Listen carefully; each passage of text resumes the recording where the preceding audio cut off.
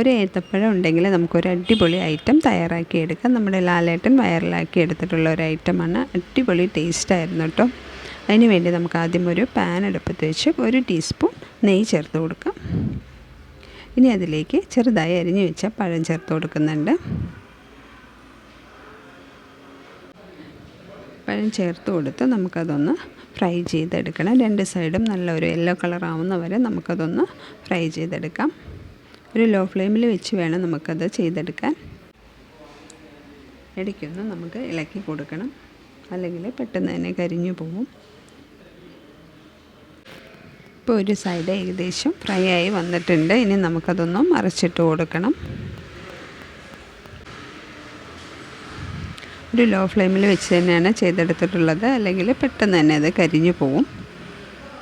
ഇപ്പോൾ അത്യാവശ്യം നന്നായിട്ട് വന്നിട്ടുണ്ട്. ഇനി ഇതിലേക്ക് പൊടിച്ച ശർക്കര ചേർത്ത് കൊടുക്കാം. മധുരത്തിനനുസരിച്ച് ചേർത്ത് കൊടുക്കാവുന്നതാണ്. ശർക്കര ചേർത്ത് കൊടുത്ത് ജസ്റ്റ് ഒന്ന് മിക്സ് ചെയ്ത് കൊടുക്കാം. ഇനി അതിലേക്ക് ഫ്രഷ് ആയിട്ടുള്ള ഒരു 1/2 കപ്പ് തേങ്ങ കൂടെ ചേർത്ത് കൊടുക്കുന്നുണ്ട്. തേങ്ങ കൂടെ ചേർത്ത് കൊടുത്ത് നന്നായിട്ടൊന്ന് ഇളക്കി യോജിപ്പിച്ച് കൊടുക്കാം. ഇനി അതിലേക്ക് കുറച്ച് ഏലക്കാപ്പൊടി കൂടെ ചേർക്കുന്നുണ്ട്. ഏലക്കാപ്പൊടി കൂടെ ചേർത്ത് കൊടുത്ത ശേഷം നമുക്ക് നല്ല ഒരു ബ്രൗൺ കളർ ആവുന്ന വരെ നമുക്കതൊന്ന് വഴറ്റിയെടുക്കണം. ശർക്കരയെല്ലാം നന്നായിട്ട് മെൽട്ടായി വന്ന് നല്ലൊരു ബ്രൗൺ കളറായി വരും. ഇപ്പോൾ അത്യാവശ്യം റെഡി ആയിട്ടുണ്ട്.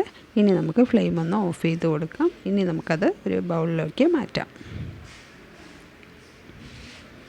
അടിപൊളി ടേസ്റ്റാണ്. എല്ലാവരും എന്തായാലും ഒന്ന് ട്രൈ ചെയ്ത് നോക്കണം. വളരെ എളുപ്പത്തിൽ ഗസ്റ്റൊക്കെ വരുവാണെങ്കിൽ നമുക്ക് തയ്യാറാക്കി കൊടുക്കാവുന്നതേ ഉള്ളൂ.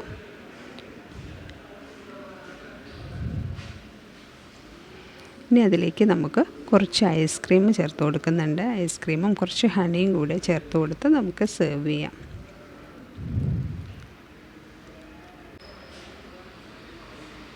കുറച്ച് ഹണി ചേർത്ത് കൊടുക്കുന്നുണ്ട്.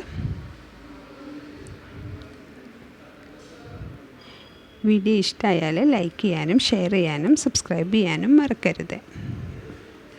Thank you.